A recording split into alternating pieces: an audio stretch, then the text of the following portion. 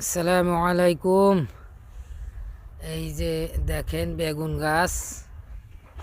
এখানে বেগুন গাছের চাষ করছে হলো আমাদের আলীর বাবা। হ্যাঁ, কি সুন্দর বেগুন হয়েছে দেখেন। আপনার তো খালি কিনে খেতে চান, একটু হাতে একটু কষ্ট করে কিছু সবজি চাষ করবেন। আর এই পাশটা হলো পালন শাক, বুঝছেন।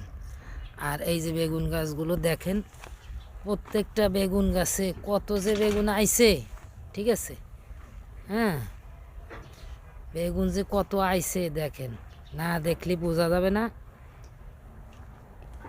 কত খাবেন আপনি, গাছ লাগালি খাবেন, মানুষটি দেবেন, দিয়ে কুলতে পারবেন না মানুষটি, ঠিক আছে।